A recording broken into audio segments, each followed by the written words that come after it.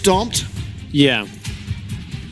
That was a pretty impossible game for her. And honestly, I think this one might be too, because you really do need to transition this lead and snowball, because once that Caitlyn Ashe get ahead, it's going to be so difficult to play Ryze in any team fight. And yes, you can play Ryze as a split pusher, but it's not actually that easy up against the Nocturne, right? You're going to be forced to ult defensively a lot of the time and not actually make any headway. So I'm not a huge fan of the Ryze pick, and actually he's going to take a little bit of damage here early as well. Is he forced to flash? I don't think so. No, it looks like he's fine. How cool is Halo Blades Ashe? Yeah. Double Halo Blades there in that bot lane, so probably means it won't be lethality Caitlyn ever.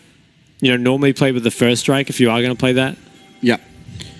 That being said, has the ultimate Hunter. I guess you got nothing else to take. I actually think it will be lethality Caitlyn. Yeah, there isn't any tanks. Yeah, and Halo could just Blades, go with Hob, yeah. You definitely would go, I think, lethal tempo or fleet footwork. Yeah, the fleet is, I think, the one. So I do think this will be lethality. Won't be the one shot with ultimate one of first strike, true damage, obviously adding a lot of power to that. Yeah. To that sort of build path, but we'll see. PSG have a bit of a bad read on Halpigs' location. Yeah. But, oh, okay. Let's see. Will there be anything happening at level 1? Probably not, but take a look at the map. So this is how PSG have dealt with it. They've opted into another map split. So already, Jungir invades. He solo starts those red buff, or the Raptors, and look how many wards they've got. They've got 3 wards down there already just to make sure that no matter what, Jungir can split the map here, and that's going to allow their double range bot lane just to push for free. So I'm a really big fan of what they're doing here. I think just leveraging that stronger jungle 1v1, taking away those Raptors, is a great way to protect your double range bot lane. Yep, I think RJ as well will not be dying to another gank as happened last game. God, JJ very, very low. Luckily, the Quill will land there from Arding to give him a little bit of that health back. Does have heal available to himself, as well as Nocturne. Not really a champion that you'd think is going to ever truly look for a dive. Not at level 3 at least. This is the annoying part, of course, of Caitlyn, is getting to those towers, chucking down traps, making it near on impossible for you to do anything. RJ, once again, being a menace in the jungle, but this doesn't feel like a 1v1 he will win. Does not have flash. Popping that turtle stance, though. He's getting a lot of health back. In fact, maybe he is going to win this 1v1. Does he really win down There's an a level? strike. Does land. Kazma will have that flash and lands it again. Okay, does win it. Yeah, how annoying is that, though? Down a level, forces a flash out of Lee Sin. Yeah, pretty insane. Does lose both pots as well as Ghost, however. So this does... Yeah, it wasn't free. Absolutely. And Lee Sin loses flash, but... I mean, all in all, I think that's a good trade for Halpigs. He doesn't lose any of the jungle camps, loses flash, but I think RJ losing so much is worth more. Gives ICU a free recall here. And Xingbai now, of course, making some headway into the push of this mid lane. Maple, though, still farming completely fine. In fact, up 1 CS if all of this gets collected completely. He should be able to. Jungir, he's just going to continue to live on this bot side. The longer he can stay in here, the better, as it will just protect this bot lane. And how good does it feel to just be completely blissfully unaware of where the jungler is? Because you don't need to be. That's a lot of damage down. I wonder if that means that Jungir will actually come bot after the Raptors, because God JJ is getting pretty low, and this is a cannon wave.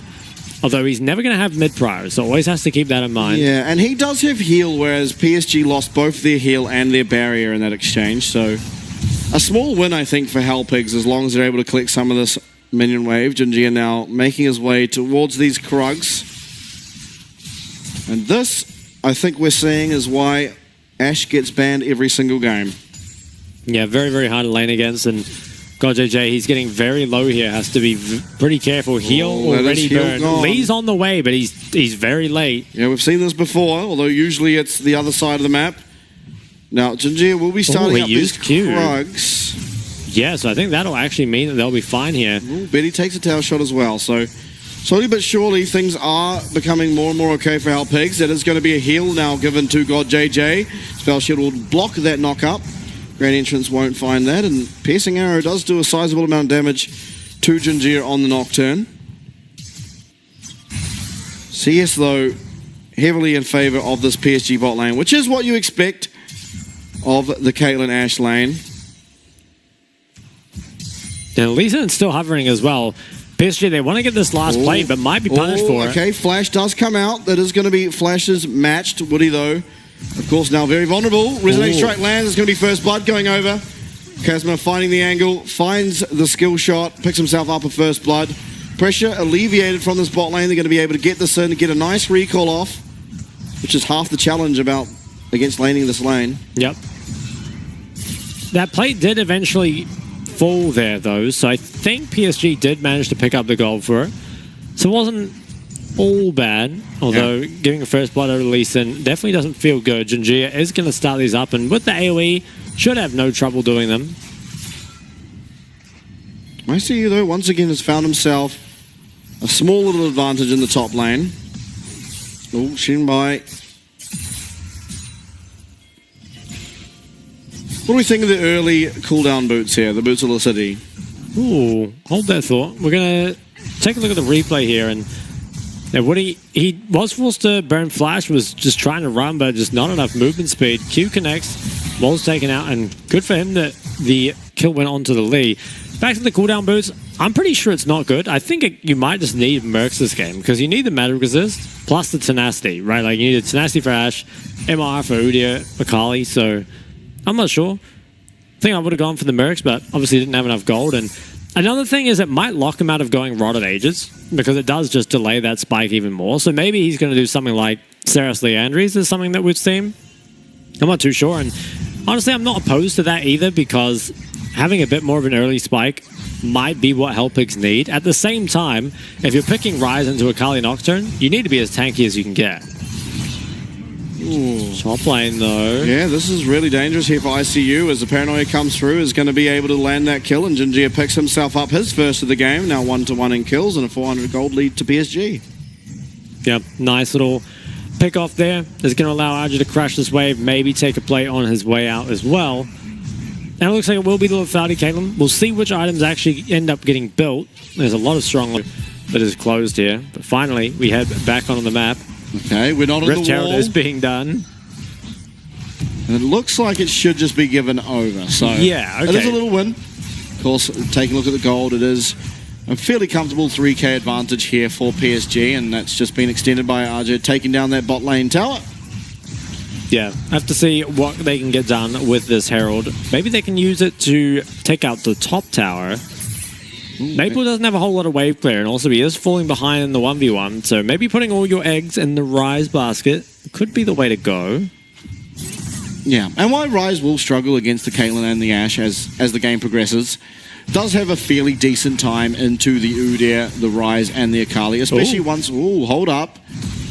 It might be gone. Like, yeah, Kazma might just be dead, does get over the wall, but it's going to be Woody with one of those auto attacks that's able to take him out. The Blood Song, of course, really helping out with that extra damage.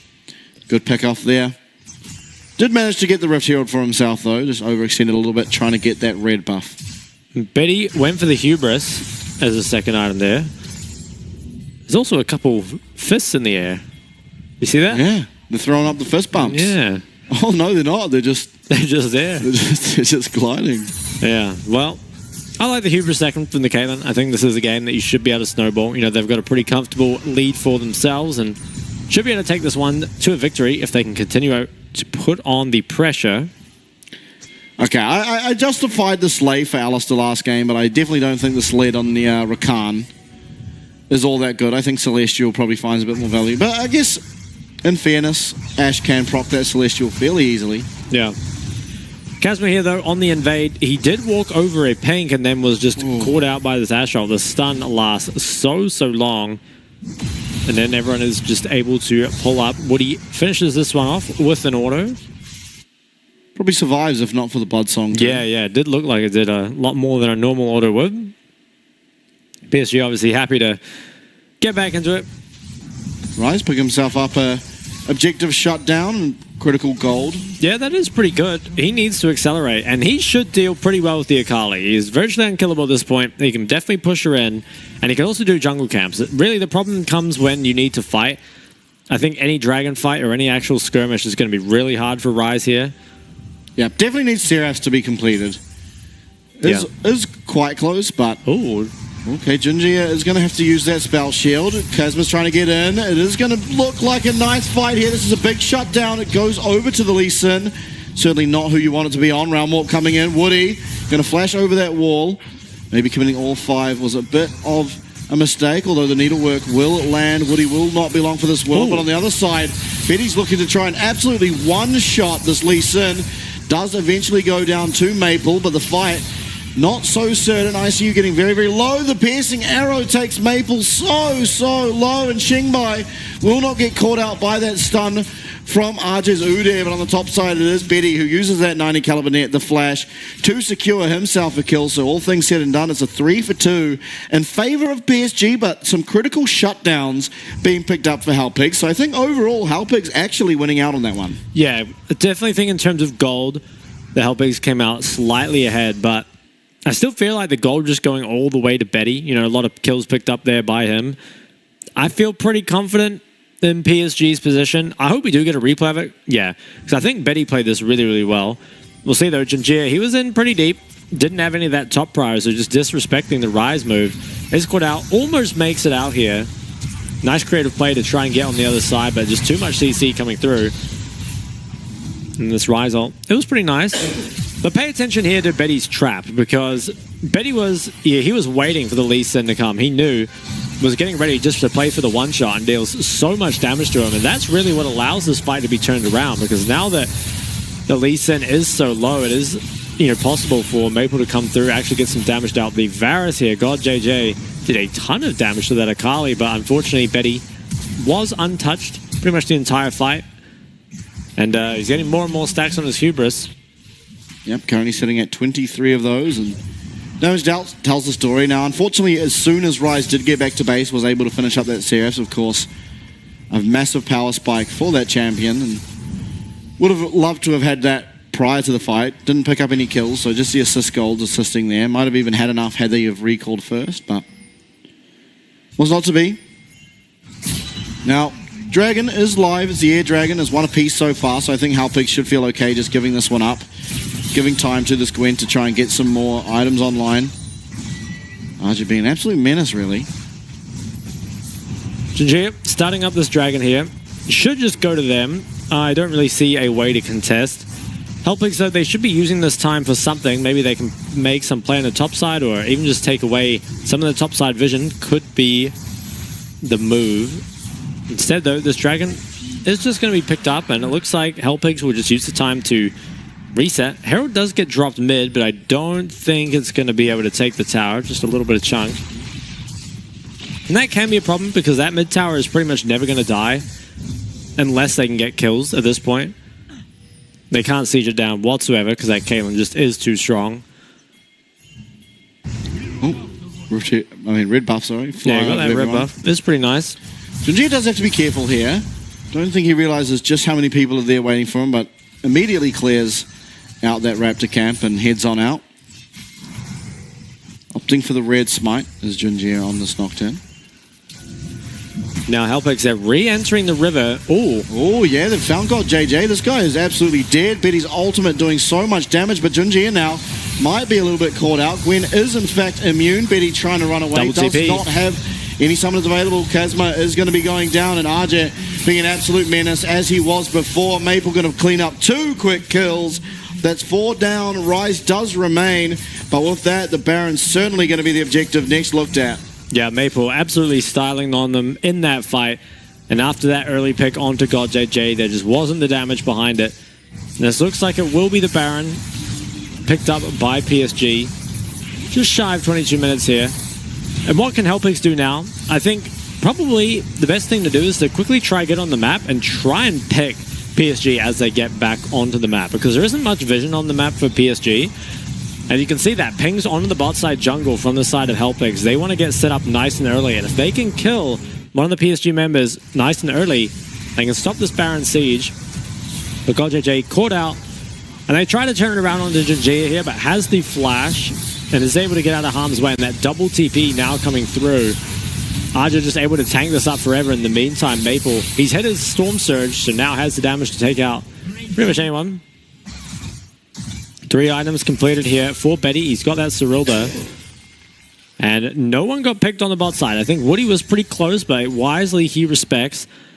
And as long as PSG just groups up, plays 2 lanes, send Udyr to his side probably, and then 4 mid, or you could even send Nocturne side, but for now, this will be fine. Maple or Jinjin needs to be careful. This is pretty risky, but he has his team around now. Yeah, very tanky. Oh, does manage to dodge out the ult. God JJ might not be long for this world. They're going to be able to block up that Caitlyn ult, so something for sure. Jinjin getting pretty low himself, but Arding is not going to be long for this world. So much damage coming out of this Caitlyn. Shuriken will connect onto Kazma, but he's actually going to go in. Yeah. Xingbai now getting slowed up by Woody. RJ just running on in there. Needlework having to be used to dissuade any form of dive. And now it is still 4 alive here for the side of Halpigs, but critically, not a whole lot of wave clear available, especially going up against what is a bunch of Void Mites as well as Baron minions. And Hib does go down, and looks like some recalls may come through after Junjia clears out a bit of the spot side jungle. Yeah. So Duke managed to get quite a significant amount of gold with that. There's now PSG more than 10k ahead and lots of items coming through. That Udyr must be completely unkillable. He doesn't even have a single kill, but he has all the items he needs. Really, I think only Gwen is going to be able to deal with him. Xingbai, he's working on the Frozen Heart on the Rise, which I think is kind of good, but I'm not actually sure it's going to do much. I feel like with the Cyrildas already in place, you know, getting that ahead of any armor coming through kind of feels like it nullifies it. Although Cyrildas is a lot less powerful than it used to be. Oh, another ult just goes in. God JJ. God JJ is just getting paranoid on cooldown. Junjia all by himself in the middle of 5, but we'll be able to just walk on out there. This is another dead Varus. Got a lot of lethality, a lot of range, but it doesn't matter if you're just constantly caught out Arding looking for Junjia, and Junjia is getting low. Sterix will pop very shortly as Gwen carries on forward. Woody trying to do what he can. Another shutdown goes over to Kazma. And round more, but here comes Maple. He's going to get cooked into the tower. Is going to be able to Zhonya's. Will he be able to get out? He does. ICU, pretty good timing there on the needlework with the snip, but unfortunately Maple is able to just dodge out. RJ walks in, gets his first kill of the game. Going to be able to take the Nexus.